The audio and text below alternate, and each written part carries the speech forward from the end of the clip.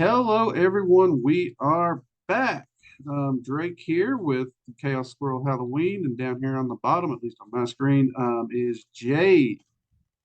This week, we are Hi. going to continue our series on the Havamal, and again, we will be using the translation by Dr. Jackson Crawfords from his Poetic Edis. Highly recommend it. I will make sure there's a link somewhere below in the description so you can support his work because he did a great job with it in my mind. Now, just so if you haven't been following along, which you should, what we do is we go through each stanza um, and then we try to dissect its meaning. And we give our different varying viewpoints from different experiences in life. I'm currently the only one that has actually read through the Havamal. Both Jade and Halloween have not. This is actually their first time through it. But the Havamal is, of course, a book of wisdoms that is said to be in the words of Odin himself. Um, so far, this has been a very fun series for me personally. Uh, Hopefully, you two have been enjoying it as well. Absolutely. Okay. I just realized I accidentally stained one hand more purple than the other because I was dyeing my hair. That's okay. I was just looking at it like, oh god, I have a purple hand and a normal hand. I got me a good cup of coffee ready to go. All right. And this week we are starting with stanza 61. Squirrel, since you're on the top corner, you get start. Alright, you should always go out with your hair combed, a meal in your belly, even if you can't afford good clothes. You should not be ashamed of your shoes and pants, nor of your horse, even if it's not a good one. Well, Thoughts, ladies? you should look groomed and not like a wild animal. And eat, because you don't know the next time you're going to eat, so you want to be prepared for the day. I'm not really sure what the not being ashamed is, but maybe like carry yourself like a decent person. Yeah, absolutely. I Okay. agree with that as far as like making sure you leave, presentable, that you've been fed. I see the last part of it is, when you do step out of your house, you do so in confidence. Not be ashamed of what you're wearing and what you have, and whatnot. You just be you. Yeah. I mean, this is pretty solid advice just all around because it's saying you should be proud of what you have and who you are.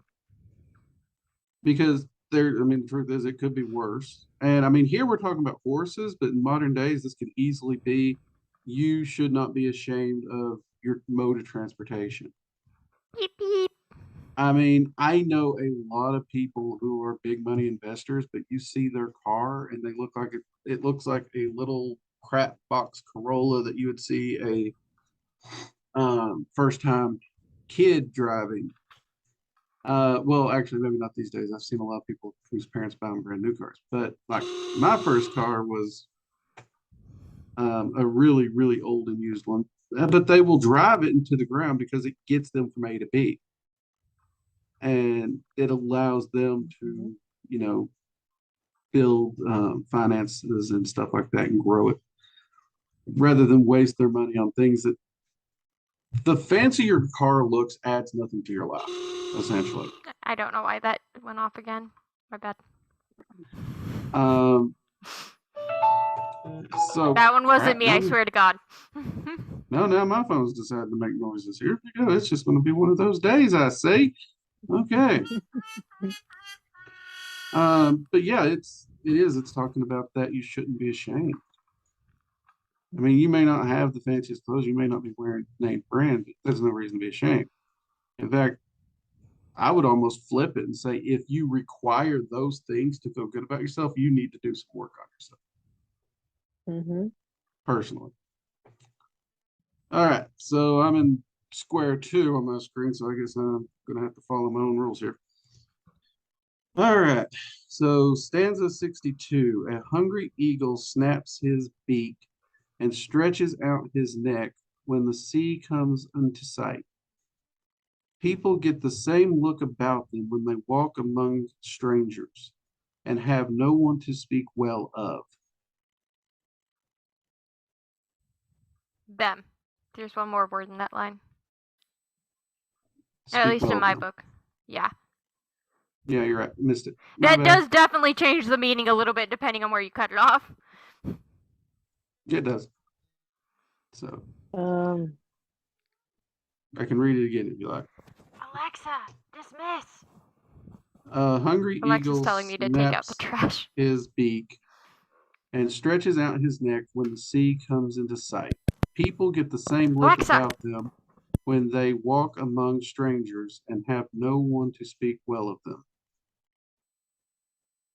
I almost feel like with this, when you're trying to look for somebody, you like stretch up tall and try to find them amongst like the people in the crowd, trying to find somebody you can recognize.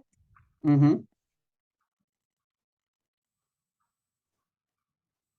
That's not how I I don't know. took it. That's yeah. I was thinking, like, when people get hungry, they get more snappy. Mm-hmm. And they're like, if you're uncomfortable, maybe you're going to be more short, more snappy with people. I took it in a completely different way than you did. Well, it's actually interesting because I could see both of these. But yeah, I mean, you're right. When you are surrounded by people and no one there would be viewed as a friend, someone who would even speak well of you. If you're in an area of tension constantly, you're going to be stressed. And you are literally going to be so stressed that your instinct is going to be to lash out, much like the eagle who's trying to lash out and snap at anything.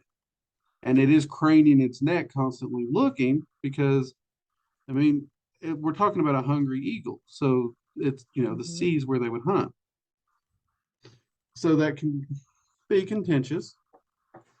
But again, I do see Jade's point because if you're in that situation, you're going to be craning your neck and looking, trying to find anyone that you can wander over to, talk to, and perhaps relieve that tension as well. Even yelling across the room at them from time to time. I know I've seen that happen. That would be me. I've done it. Yeah. So this can actually be read both ways, and I'm sure there's other people who probably read it another way, but that would be my take. So good. Jade, you get stanza 63. Yep. If you want to be called wise, you should know how to ask and answer wisely. Tell your secret to one person, never two. Everyone knows if three people know. Just a gossip thing again. You could view it as that, but this goes a little further than gossip. It's like if you have a secret, you would only tell it to that one person that you can trust wholeheartedly in confidence that they will keep your secret. Because if you start then telling it to, another person, that's when whatever your secret is would spread like wildfire. Yeah, because every person you tell it to, there's going to be a weak link in the chain somewhere. Because, I mean, let's take the three of us. Let's say all three of us trust each other impeccably, beyond a shadow of a doubt. And let's say we're right in that measure. Okay, none of us is wrong. We're right in that measure. Okay. However, let's say that myself or Halloween knows somebody that we trust that they're a gossip, but we don't really see it. So we all share that one secret. One of us tells that secret to this other person we trust, but then the weak link, the gossip's there. Suddenly, it's just out. The more people you tell, the easier it is for it to spread because there's going to be that weak link, intentionally or unintentionally. And in my experience, it's more often not unintentionally because either A, you're telling it to somebody you shouldn't have, and they don't see just general chatter as a problem, and they think that every person they tell is going to keep the secret, even though they didn't because they didn't went and told the person. Yeah, or they do trust the person, but that person's just gonna go blabbing anyway. So if you Mhm. truly want to keep it secret, they Odin recommends tell but one person only. You and that person. That's the only people who know. Does that make sense? Yeah. So it is kind of gossip, but this is talking about more your secrets, your personal life. You don't want it on display for everybody. So, all right. Halloween, you got 64.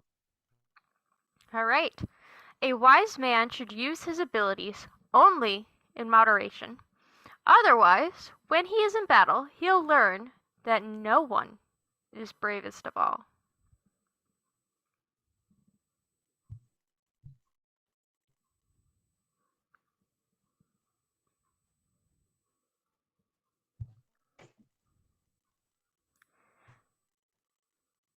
Well, the first part, what I get from that is just because you can do it doesn't mean you should do it all the time, in a sense. Mm-hmm. Or, but the second part, Yeah, I I'm mean, really I stuck guess on the second part. I have no idea. Okay, the second part kind of ties into the first one. Just because you can doesn't mean you should. But another part of that moderation is if you constantly go flaunting your ability, Mhm. everyone knows your ability. And if you know what someone's capable of, it doesn't take a brave person, a wise person, or a tricksy person to overcome them because you literally know their tricks. Mm, okay. Does that make sense? Yeah. I mean, we mages, we talk about this all the time when, we don't talk about certain workings until they've succeeded.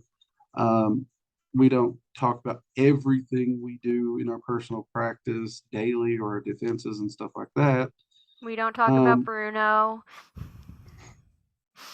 so, I mean, you don't want everyone to know what you're capable of fully.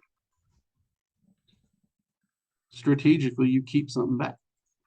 That's Mhm. wise. Always keep a couple of cards in your back pocket. Exactly. Let's see, so that was Halloween read that one. So this one's me, which is Mhm. stanza 65. You will often get repayment in kind for the words you speak to others.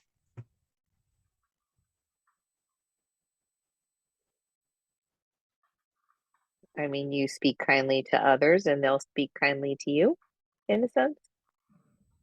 The words that you say to others, they'll basically send that right back. So if you're a jerk to somebody, then they'll be a jerk right back to you.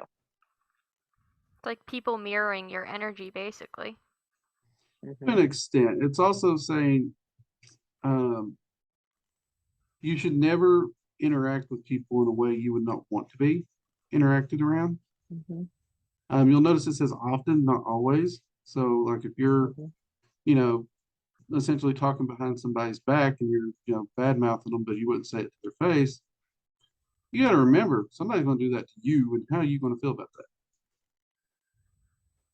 Because yes, it's going to happen to everybody, but the wise man can at least stand on the fact that he chooses not to do it, which gives Mhm. him a bit more of a foundation when crap hits the fan or he Yep. has to defend himself. Mhm. So that one, it's a hard one for a lot of people, and it's such a short stanza. But Mhm. it's one I think everyone deserves to have tattooed on their forehead. Yeah. All right. Jade, 66. Mm, yep. I have come too early to some events and too late to others. The drinks were all gone or else not even made. A hated man gets a hated man gets little hospitality. There we go. Tongue Hospitality. tied. Now we got it. Nice try.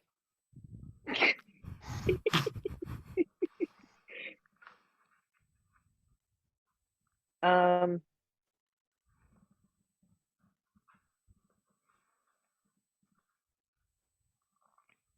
I mean, this is just about punctuality, making sure you're on time when you are going places. Because if you're there too early, you're that awkward person that's sitting there like, yeah, I'm just waiting for everybody else to vibe in. Really not a whole lot to do, and then you're just standing there awkwardly, and then you're late. The party's almost done. All the food and drink are gone, and you're just like, oh well, oh well. Mhm. Well, if you're And there early, you could also help. Like if I get somewhere early, I can True. help set up. But if you're sitting there being awkward, hmm you're not being, I guess, hospitable to your host. yeah, Hospitable. and I think hmm that's the. part of it's about you're there so early, you're in the way. I mean, there was this concept hmm that um, in history, if a guest is at your house, they don't work. Oh, that's never So been the case in my life. no, that's not necessarily the case in a lot of places. I mean, in the South, we do. I remember, you try to make sure your guest didn't have to do anything. At the same time, if you're having to step over them, trip over them, you're still trying to get everything ready. They're in the way. They're a problem. Even if you're trying to be hospitable, they're going to get on your nerves. Now, you do have the hmm guest who would offer to help and probably would step in and help, but that's more, that came along later, definitely before this was written. Um, hmm and again, you got that. So they're in the way while you're trying to get anything going. And then you got that person who comes in at the tail end of everything. And classical hospitality, you're still expected to treat them. You're hmm still expected to serve them. You can see how this person would not be well liked. So hmm you should arrive appropriately. That's not to say right on the dot, but within a reasonable fraction of when you're actually supposed to be there. hmm So yeah, it's actually a really interesting one when it comes down to hospitality. And I mean, I'm with Halloween because I'm used to if somebody shows up early, they they would pitch in to help. All my friends have hmm always offered to help. I've never had to ask them. So yeah, Even when so I that one, specifically ask to help at your house, you still are like, now go sit down. yeah. Every freaking time. I'm like, I help, and you're like, no, you don't. You go sit down. I don't want a fire in No. this kitchen. You go sit down. Well, I'll let you help more. All right. All right, let's I think see. it's me. Yep, Yeah. you're I next. believe so. Yep. Now and then, I've been invited to a friend's home, as long as I had no need for food, or as long as I could make my inhospitable host cellars fuller rather than emptier. Well, that just sounds like a bad friend. hmm Like, I you're only invited mean, over if you don't need anything, and also you're gonna bring something. We've heard of these well, types of friends in relationships. yeah, yeah. Um, I mean, when it comes to like going to other people's homes, you don't want to assume that they're going to be serving food and drink. You want to make sure that, you know, you're not going there starving, expecting to be served food, especially if they didn't discuss it in advance. And usually, like when people go to parties, they'll bring something. They'll bring their own. They'll bring drinks to help out with the party. Sometimes they'll bring like fruit trays or whatnot to just be courteous, since the host is doing so much to throw whatever get together that they're putting together to be a hospitable guest. That is true, but I will point out this as an inhospitable host. Yeah. True. And I mean, this is talking about those friends, those people we know. Our value to hmm them is not friendship. Our value to them is what can we give them? They don't view us as a friend, they view us as a resource. hmm And that friendship dries up and vanishes the moment you no longer have a resource to offer. Yeah. I skipped I over that mean, part that said inhospitable. yep, it happens. It happens. But you did still bring up a good point because if you are going to a friend's house and you have not been told there's going to be a meal or something, as we read in that one stanza, eat something before you leave. That way you're you're covered. Perhaps bring something with you. You know, there's something you could do to make your visit more pleasant. Perhaps you're going to show up unannounced. I mean, there's been days, I mean, I'm old enough, I remember when you couldn't necessarily phone ahead. Because I grew up at a point when we had a landline, one phone in the house, on the wall, one cord, and you had the spring for the extra cord, so that you could basically stretch it across the house. I never And if you were experienced this. if you were out in town, there was just no phone unless you could find a working phone booth, which where I grew up 9 times out of 10 they didn't work. So, I mean, that was pre even cordless phone days. I'm sitting here like, phones were invented at, like, prior to the 1940s. What on earth are you talking about? There's no way to phone ahead. Yeah. And then you're like, well, there's only one line in the house, and it's way over there. And I was like, oh. No, because if you were cell out phones at were the a thing store, before I was born. Like, what? if you were out at a store and decided you had to go see Bubba, there was no way to phone ahead. You just had to pull up and hope he was home. Rolling up to Bubba's like, hey, boy. I mean, that's what you had to do because you couldn't just whip out your cell phone and call ahead. I guess that makes sense. And it was standard practice. If you're going to show up, bring something with you because, you know, you don't know the circumstances. So it happens. But if you have the ability to phone ahead, then you was always expected to also. So, like, you don't leave your house with a functioning phone to go visit somebody without calling ahead. That would be. Yeah. I was gonna say, my friends try it sometimes, and I'm just like, no. But you're not. It was a time where you didn't just have phones everywhere. So yeah. So Jade's read on that would be still valid. Because I got friends that they know pointedly that they can just show up at my door. I've told them this. They know this. That has been communicated. Then there's other friends, if they ring my doorbell and they haven't told me, I ain't answering. It'd be pretty hard for me to show up there without telling you. I would need a ride from the airport. It's like a 40-minute drive. Yeah, it'd be a long walk for you. All right. Not a long taxi. What do you mean walk? I can call an Uber, thank you. Okay, who got that? Who read that? Was that Helen? I read that one. I think this is you. So this one's me, stanza 68. Fire is best for mortals and sunshine, and also good health if you have it, and living beyond reproach.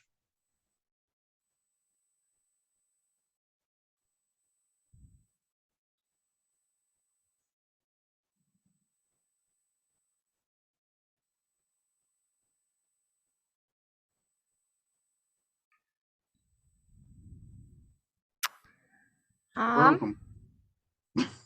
I'm just processing. So living beyond reproach would be pretty hard because everyone has some dark secret, some dark aspect. Like, it'd be pretty hard to live beyond reproach, but the other stuff is good. Like, you need fire to cook and to keep warm. Sunshine's good for your health because vitamin D. Good health is just good for your health and staying alive and that kind of thing. So those all play together. But the living beyond reproach. So no one. Look at the fire and sunshine as needs of survival. So you can have good or bad health and be in the survival zone. And then good health if you have it. That means you're really doing well. And then they tacked in living beyond reproach.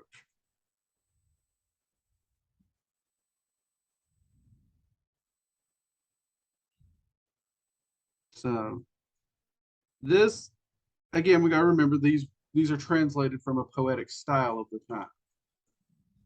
But we are showing what makes for a better person. We are seeing that survival needs are met. We're seeing that health needs are met. And then that final one, and living beyond reproach. Yes, technically speaking, an impossibility. Everybody's going to make mistakes. But what is important is the attempt to do so. Okay. If an individual seeks to live a life of excellence in some fashion, to always do better, they are trying to live beyond reproach. And in so seeking doing so, they will build a reputation, an impeccable reputation. So if something gets fumbled, anyone who knows them is going to know that's out of the ordinary. Whereas you have the people who just don't give a shit and they'll do anything they have to as long as it's convenient for them, showing up on time, whatever. None of that matters to them. It's all that matters to them is their personal comfort and whatever they want and what's easiest at the time. And their window on the world, so to speak, changes literally based on what's easiest for them at the time. They basically don't live with a standard. We've all met Okay. people like this. We all know these people. I personally distance myself from them. I find them frustrating. But the attempt to live beyond reproach, those are people who they bust their hump to live to a standard. Whatever that standard may be, whether we like it or not, that is what they seek to live to. Does that make sense? Mm-hmm. All right. Jade, you're up with stanza 69. Nice. I knew Giddy. somebody was going to say something. I knew it. It was just a moment of who's gonna get there first. I purposely was like, I'm not going to say anything. Let's say, and nope, my daughter done picked that one up. No one is totally wretched, even if his health is bad. Some find happiness in their children, some in their kin, some in their money, some in work well done.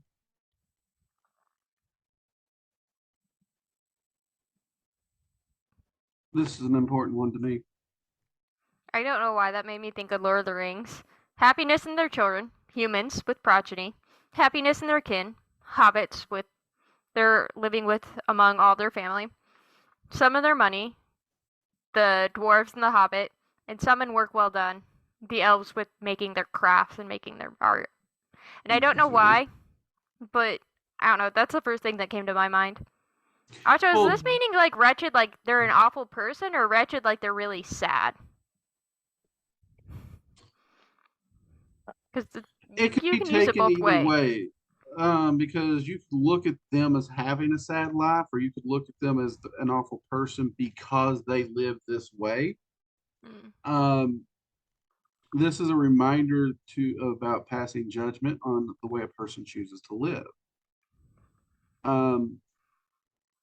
Because if a person chooses to live a life where they dedicate their life to their children, for example, this is actually an ideal that's really looked down upon, weirdly enough, in these days. It may not be a good life for you, because I'll be honest, I get wonky around small kids. They stress me out. It would not be a good life for me to just dedicate to kids. It wouldn't. That's not to say I don't love kids and I would give my life to protect them, but that would not suit me. And then kin. Adopted family means a lot to me. Blood family, let's be honest, y'all know already that don't mean squat to me. I'll fight them. They only live like 4 hours south of here. Work well done, that does mean something to me. And I'm not going to lie, I do like my money because it allows me the ability to have the freedoms to do what I want to do, which is usually my work and giving back to the community and helping others. So those two last ones are really big for me. Now, true, there's people who love money and they're not going to take such a charitable view of it, but that's okay. They're allowed to do that. And then there's people who they just like work. That's what they do. They will work till the day they die. And some of us may be like, that sounds horrible, but for them, that is a little slice of heaven. Mhm. Because if they don't have something to stay busy, they don't know what they're going to do. Mhm. So it's a reminder not to judge someone for living a life that makes them happy just because you don't like it. However, to Halloween's point, where she said this reminds me of Lord of the Rings, I've never actually thought about that specifically with this stanza. I have not. And in fact, I didn't get it when she said it until she explained her reasons. And it fit really well. What I will say is Tolkien took a lot of his inspiration from Norse literature. Mhm. So, like the dwarven runes and stuff like that, a lot of the stories, even the names of the dwarves from The Hobbit, comes from Norse literature. Like Keely. Mm-hmm. He's the hot dwarf in So, The Hobbit. That's why I know and his well, name off the top of my head. Gandalf himself is actually designed from Odin in his form of the Grey Wanderer. If you find any of the old like artistic drawings of Odin, you will see Gandalf. I'm looking It's that up kind of right cool. now. So that's pretty cool that you picked up on that.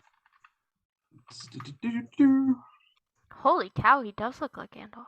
So He's see like here. one-eyed Gandalf, but he's Gandalf. Well, Odin had one eye. Well, yeah. And Odin was actually known as Old One Eye, or sometimes he was even called Old Graybeard. Graybeard was a name that Gandalf was known for. Is there a way to like share my screen? Hold on. No. We'll Oh, just okay. Look up Grey Wanderer Odin, and then you just see basically Gandalf, but with one eye or an eye patch Yeah. sometimes. Mm-hmm. And that's And why he even was. has the bird. Yeah. Odin had it is crows, pretty. but like Gandalf has giant eagles. So Well, Odin had ravens. those are crows, kind of. They're like off-brand crows. There's people who will argue. I mean, I know what you're saying, and I'm not saying you're wrong, but there are people who will argue, believe me. All right. They're so, Corvids. They're the same family.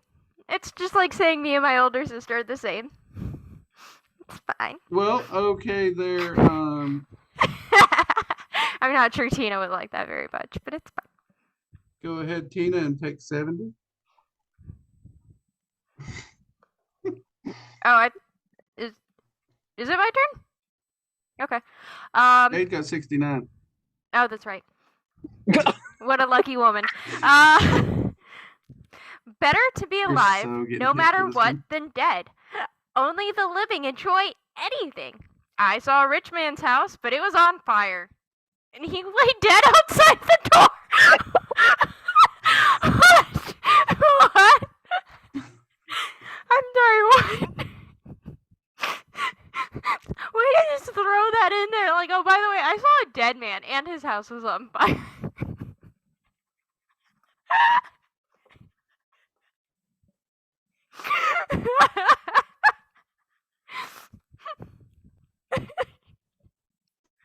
I mean, if that guy was still alive, I'm pretty sure he wouldn't like his house burning. Well, it's also the fact that that house burning, the comparison is here, the house fire actually seems minuscule to the fact that he's dead. Yeah. Because house burning or not, if he had been alive, he could still enjoy something. Mhm. But yeah, Since he's it's a dead, pretty he dramatic can't enjoy comparison. anything. No. So yeah, it's a pretty dramatic shift there. Yeah. Good old Odin. Wasn't expecting that we see that there, Halloween. Well, I didn't read ahead, so I was just like, la da da da. What the hell? For those who you want to read it without the shock and surprise, so for those who have missed it, hear it fully. Oh, yeah. Better to be alive, no matter what, than dead. Only the living can enjoy anything. I saw a rich man's house, but it was on fire, and he lay dead outside the door. There we go. I'm just, God, just really just. Yeah. He's dead. And this also shows that we're seeing a emphasis on life. emphasis on living now, which in a lot of older cultures, there was a lot of emphasis on the afterlife. Mhm. The Norse really put more emphasis on the now, the wisdom of now. It's not to say they didn't have that concept of the afterlife, but the wisdom of enjoying now and how important that is regardless. What I really like is that he's really emphasizing that you do not have to be wealthy to be happy. No, no. He was rich, his house still burned, and he did. Mm-hmm. That money didn't help him, which we've seen many times in the Havamal already, how um, they've mentioned, money's helpful, but even if you hope it's going to go to the people you love, you can't guarantee it. So you are seeing an interesting mentality in money. It's great to have money. It's great to have it as a resource to use. But you notice there's always that using it concept, not hoarding it. Okay, so 71, that's me. A limping man can ride a horse. A handless man can herd. A deaf man can fight and win. It's better to be blind than fuel for the funeral pyre. What can a dead man do? He can rot and stink. If you keep him long enough, you could use a skeleton for like a Halloween decoration. So, I mean, that's not the point, but like you can do things are, with a dead body. Like there's a whole he artist ain't who doing did like it. the body You're doing exhibit. it. You're alive. You're doing it. Okay. He ain't doing anything. He's being art. No, he's dead. You're making him art. There's a difference. Okay. What I'm Go ahead. okay, no, I was gonna say what I'm grasping from this is basically no matter what your circumstances are, you can still live life. I mean, we see it today with, people who have had amputations and they're still living a fantastic life. So don't let, your shortfalls hold you back from doing what you want to do. Exactly. I mean, this is a passage, it really pulled me out of a dark place before. Because I've had a lot of injuries. My epilepsy's always hung over my head in one way or another. And when I was young, it was always a reminder of what I couldn't do. Because, I want to sign up for X sport. No, you can't do that. You're epileptic, blah, blah, blah. And this stanza constantly pointed to me and showed me it's like these things can happen. You're not the only one who's been dealt a bad hand. And in some cases, I would even say my hand wasn't dealt that badly. But you can still do something. You can still enjoy life. And it is still worth living.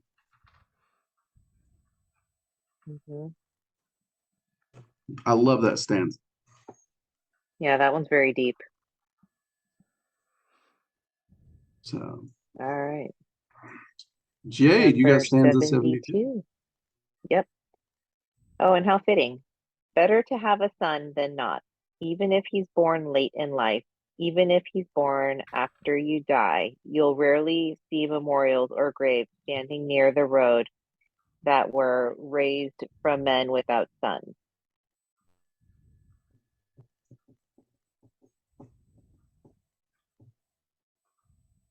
Make sure to leave something good behind when you die, basically.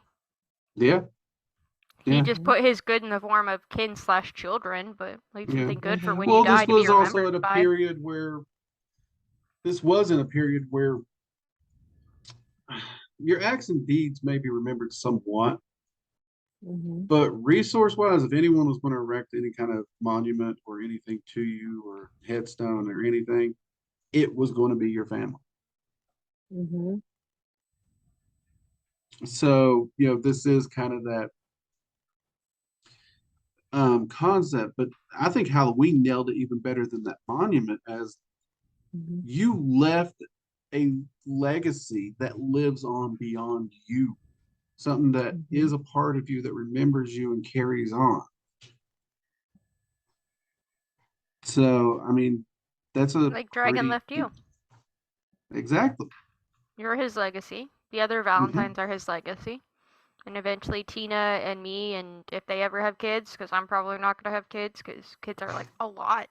I've seen Jade with her kids, they're like a lot. I love them, but like they're a lot. Um, but like that's more of your legacy continuing on. So Mhm. I'm sure you'll Yep. find a random little magical honey a badger somewhere random and adopt child to them. adopt somewhere along the line. They're gonna find themselves in trouble and be like, "Hey, Halloween," and I'll be like, "Yo, It seems to be a you're curse or mine." blessing upon the Valentines. It's like it's like, well, Cheers. you're stuck with me now. Okay. It happens. So yeah, I Yeah, mean, you get to leave that legacy behind. Mhm. it's like the Bruce Wayne thing. You just see like someone abandoned, you went, "Mine."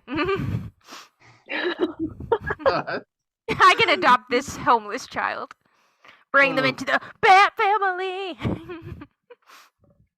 mm, We're gothy and shit. It works. all right, so that means Squirrel, you got 73. I do indeed. Two men will defeat one.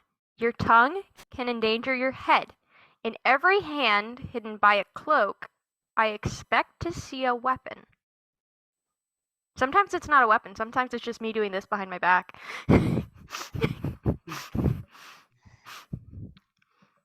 Hmm. Pick your So, fights wisely. and one of the other parts, your tongue can endanger your head because if you get too mouthy, piss somebody Mm-hmm. off, they'll come after you. It's Mm-hmm. me. I mean, this is good, solid advice because it's like Hmm. this is about situational awareness, is what this is. You're aware of the situation around you. Are you outnumbered? That's good to know. Situational awareness in your words, is Hmm. what you're about to say going to get you in trouble? And words can get you in trouble today or tomorrow. Hmm. And then there's in every hand hidden by a cloak, I expect to see a weapon. This is reminding us of the treachery we don't see. This is talking about that situational awareness, and it's also reminding us to be aware of what we don't see. Hmm. Because even if you think you're aware of the full situation, if you presume what you don't see as a weapon, you're going to be able to defend against it quicker. Hmm. Clearly, these are weapons. So, Rawr. all right. 74 would be me. The seaman is glad at evening, looking forward to his dinner, with just a short distance to row home. But an autumn night is untrustworthy. Many things can get worse in only 5 days, or even more in a month.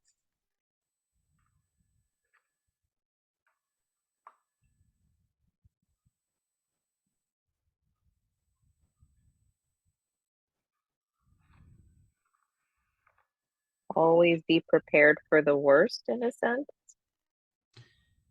Yeah, I mean, it's reminding us that this one is, it's kind of rolling on what we've built on. First off, it's telling you Hmm. enjoy now, enjoy the Hmm. moment. Because if you think about it, we're talking about a seaman, his job here. All he has to do is go home to a nice dinner, a little slice of heaven. Anyone who's ever been out working hard and then come home to a nice meal, that meal tastes Hmm. extra good. Hmm. um, and it's the appreciation of the ability to sit down to that meal, but a Yeah. reminder that you enjoy now because it can get worse. Things will change. Yeah. And it is that reminder that since it can change, you should be prepared for it. Mhm. so that you can get back on track quicker. All right. Jade, stanza 75. Alrighty. The ignorant man does not know how little he knows. You become foolish by listening to fools. One man is rich, another man is poor. Neither has the other to blame. I know a lot of people don't like this one. Just kind of a you're responsible for your own ending kind of thing. Yeah, Like you're you listened to responsible for. fools, you did this, you didn't save or Mhm. do whatever, now you're poor. Yeah, it's you are responsible for you. You are responsible for your life. You are responsible for your mistakes. You are responsible for your successes. Odin is essentially Mhm. placing you in 100% responsibility of all outcomes in your Mhm. life. Yep. I think this is one of the reasons some people don't like the Norse is because the Norse are like, well, what'd you do about it? Mhm. And when it comes to, well, it's not my fault, cause that's it. You done lost the argument. Mhm. um, but at the same time, as harsh as this is, I've tried to get both Squirrel and Tina to understand this concept.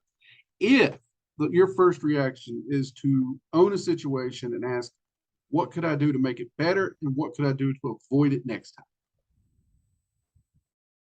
As harsh as it may sound to own that situation, that empowers you to take charge of your life. And me personally, I've been in situations where things were spun so out of control. Had I not took what little control I could in such a manner, I honestly don't think I would have made it. So it sounds harsh, and in a way it is. I'm not going to say it's not. But the way it empowers the individual should not be underestimated.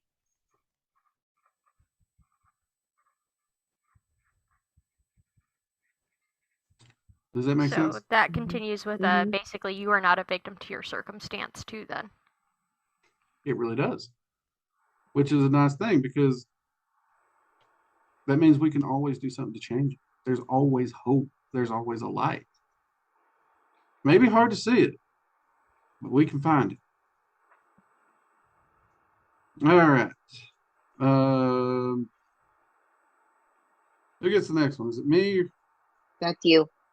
Okay. Okay. 76. Cows die. Family die. You will die the same way. But a good reputation never dies for the one who earns it well. Mhm. Freaking cat.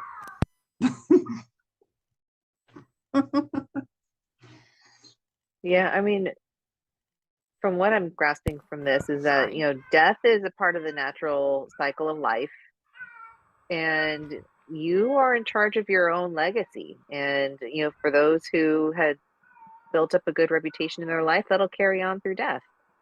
Yeah. I mean, that's pretty solid. Halloween thoughts?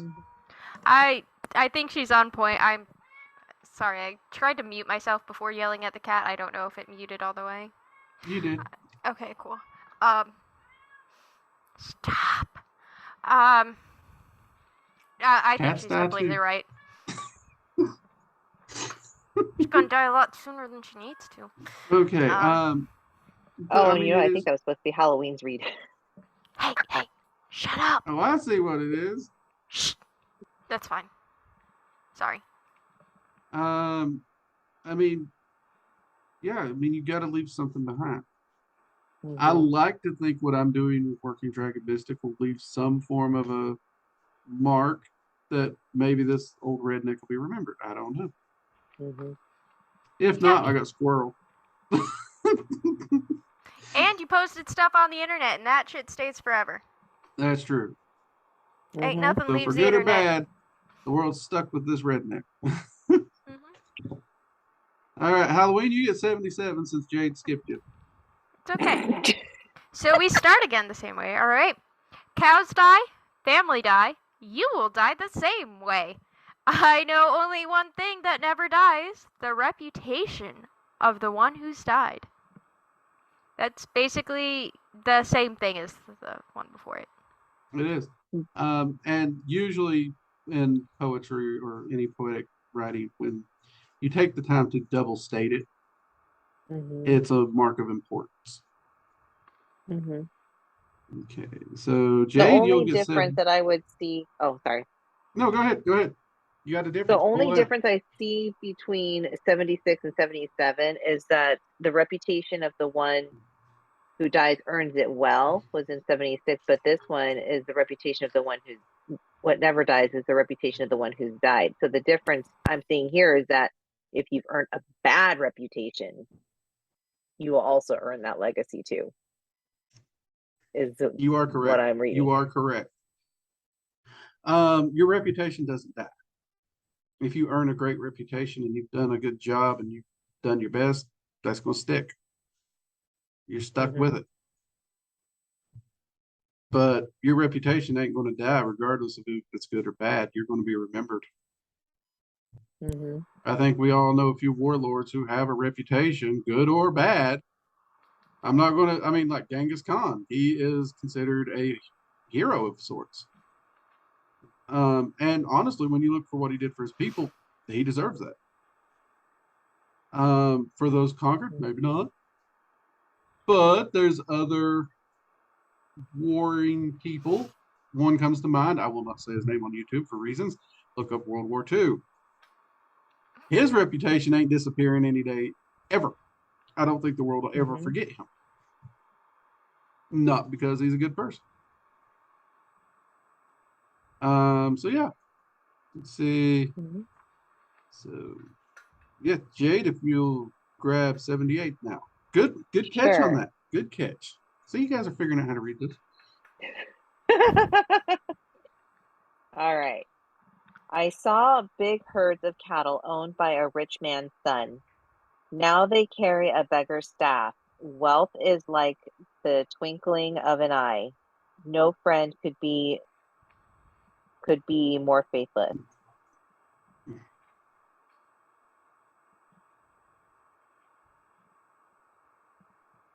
It's basically like money and wealth isn't guaranteed then. No friend could be more faithless. You can't count on it to always be there. Well, you'll also notice that the rich man's son ended up with him. This is one of those things where just because you have money doesn't mean you can actually manage your money and keep it. First off, events in life can take it away from you. Snap, bang, boom, you're done. So if all you leverage to live a good life is the amount of money you stand upon, you've built your house in a swamp. See Monty Python and the Holy Grail. But if you understood how that resource was managed, how that resource was gained, how that resource was used to support the family, so to support the person, and to maintain itself, now the foundation isn't the swamp. It's a good bedrock foundation that supports itself on multiple sides. But see, that knowledge, that wisdom thereof went with the father, and the sons had nothing. Does that make sense? I mean, you guys were right. Wealth is not guaranteed.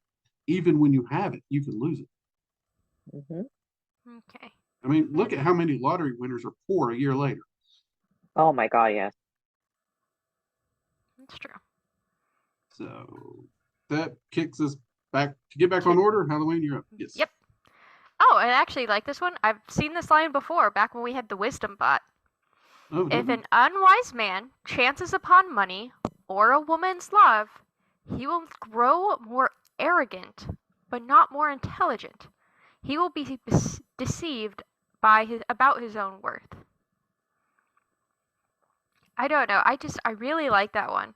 Because that shows, like, if you get it without earning it, you're arrogant, not wiser. Or this says more intelligent. So you think you're worth more than you are just because you happen to fall into luck. Luck doesn't make you a person. That's not the right way to say that, but you know what I mean. Yeah. No, I get what you're saying. Yeah, I do too. I mean, just because you chance and stumble upon love or money, that doesn't actually improve you as an individual. And oftentimes people in those cases tend to walk around with their nose in the air, and if it starts raining, we can only hope they drown.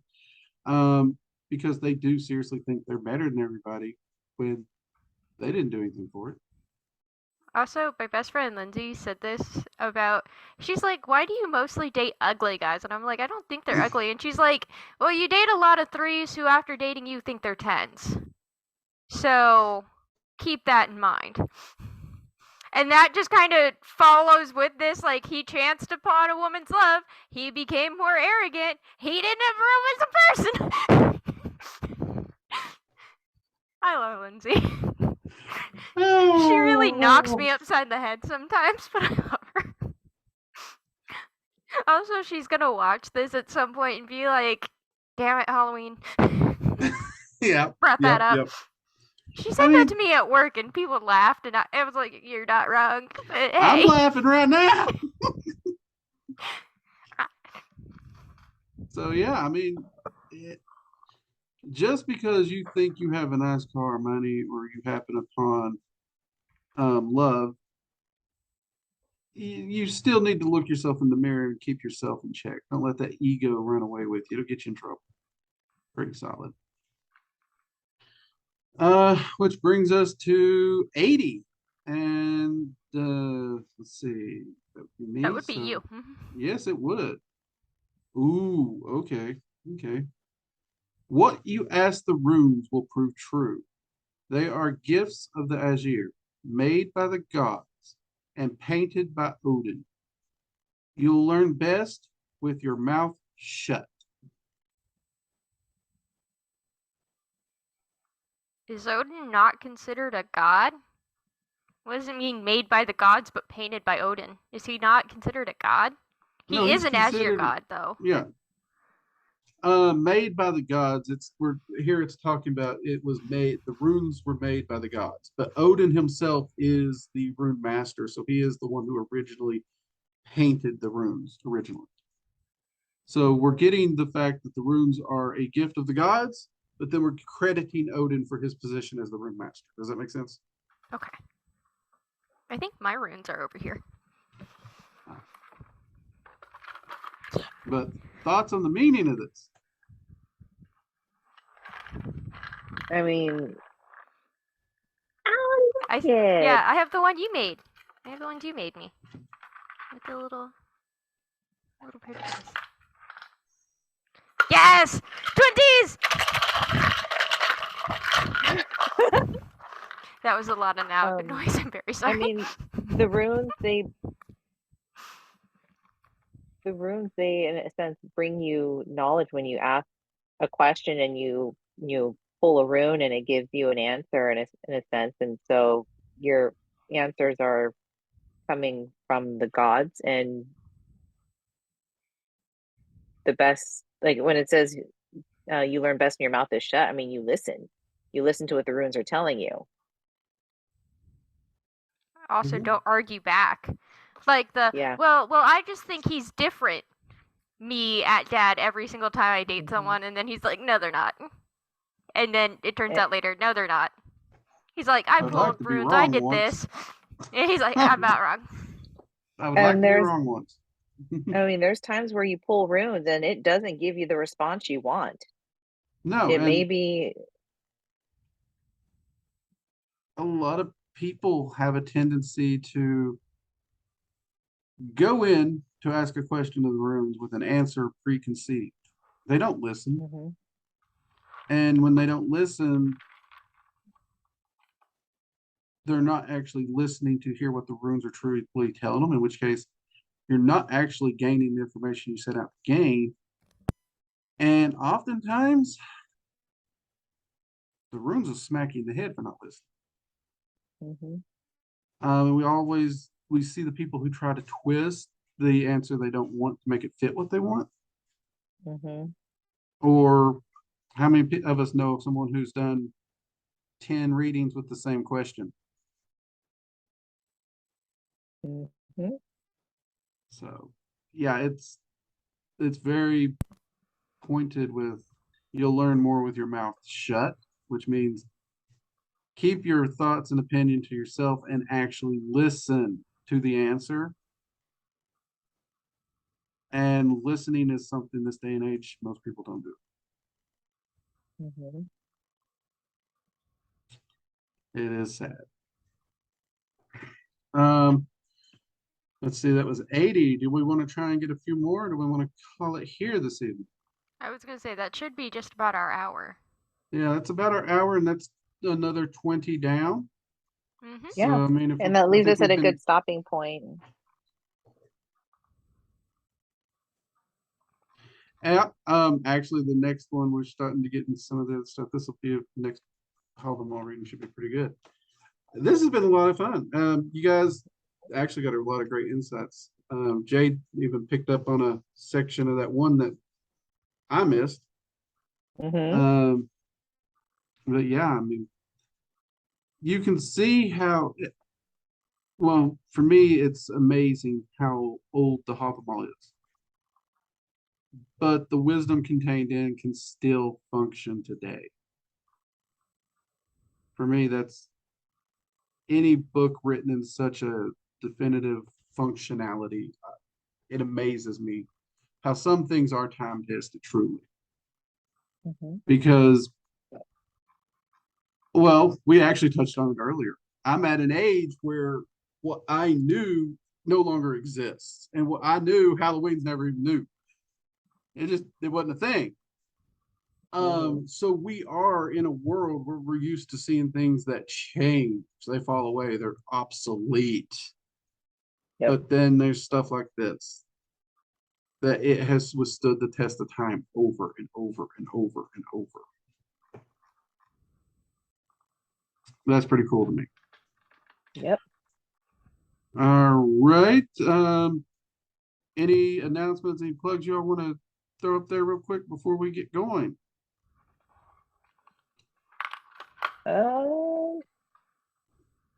Not a whole lot. Actually, I'm going to go ahead and say, Jade, you should probably tell people where they could get a set of these. Yes. Since Halloween was up here, Moroccan with Yeah, I have a website. These are- It's Jade.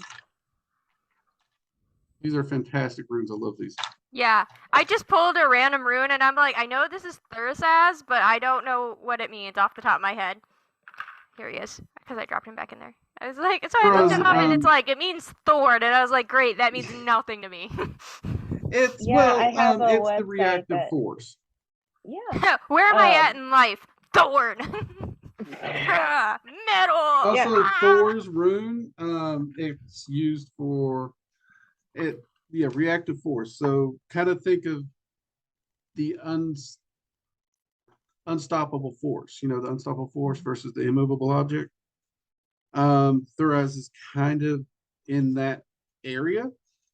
I'm not sure if that's a good thing or a bad thing, but all right. Well, it depends on how it's implemented. So, Thoraz, I mean, right here on my notes real quick, it's will, it's reactive force. It does represent Thor. It's defense and destruction. It's action, direction. It's chaos then. So it is one of those runes where it is a rune of action. Mm-hmm. But it's also a strength of will. Yep. So sorry about that, Jade. Sorry. No, it's all right. Yeah, no, I actually do a lot of wood engravings, and I'm sure Drake can probably link my website on this video, but I do the engravings at jadesmysticalengravings.com. I've done runes like what Drake and Halloween have, as well as Drake's Dragon Eye Seal. Oh, I have some of your other works over here. Hold on. There's some plaques with the Mjolnir with the runes around in a circle. The what's the other one called? The bulk knot. Yeah, the Vault knot. Mm-hmm. You have a fairy star, which is Yeah, the the fairy seven-pointed the star. 9-pointed. Oh, 7-pointed. Yep. 7. Is Yeah. it 7-pointed star? You have a Ouija board. Somewhere up on my desk, I have a Dragon's Eye seal one. I have a lot of your work. I'm a fan. And I actually just did my test run on a crystal grid, so I'll be adding crystal grids to my Ooh. website soon. Okay. If you can, resend me the website because I would love to link it below the video for you. Your work is amazing. Thank Try you. in it fact, now. the Dragon's Eye Seal I actually used in a video I was recording for the vocation course. So yeah. Nice. And I also Yeah. do custom work too. So if there's sigils or different occult images that you wanted to have put on a plaque, you could always email me. My website will have my email linked on there, and you can send me your request with what you're wanting, and I'll let you know if it's workable with the type of material I use. Could I email you to put like a meme on a piece of wood? Absolutely. Could I have Mothman on a piece of wood? I knew it was coming. I knew it was coming. I definitely wouldn't be here by the time we're filming for the Mothman video, but like A week? yeah, that's like a week away when we film that, so there's no way. Yeah. Squirrel, you got anything going on? Nope, just hit me up, Instagram or TikTok at 11Halloween22. It's the same as my name on Gilded, so if you see there and forget, Okay. All right. I just And also join the Gilded if you're not there. that's a good point. You can find that link in the about section usually. Yep, it's in the about section. And for me, it's go check out the school at our website, workingdragonmystic.com. You'll see a tab for the online school. We also have a merch tab. I think most of the videos these days, I think YouTube gave us one of those little shopping shelves where you can see some stuff below the videos too. Those are available. And if you want to support the channel, monetarily speaking, you can become a channel member. And we got 3 different tiers. Each tier has different perks. Do feel free to join. We are trying to get it to the point where honestly the channel's running well enough we can demonetize videos and get into a whole new level of trouble. Yes. So Maximum chaos would be allowed if we got enough people. I'm just saying, I would light things on fire. Dad wouldn't like that very much, but I would. no, we'd still have to follow a few rules. But yeah, that would definitely be a bit more freedom to do more on the channel, so to speak. Luckily, Jade's here to help me keep Squirrel in line somewhat. Let's go. And as they said, I'm thinking next week will be our cryptid chat on Mothman, unless it gets derailed somehow. You better not. I set aside next weekend specifically for Mothman cosplay. Okay. Thank you very much. So all goes to plan. We will be doing Mothman at the next roundtable, which should be interesting. So look forward to this and hearing your all's input on this cryptid, which is quite fascinating to me. All right, with that, we will call it a night and see y'all later. Bye. Goodbye. Bye.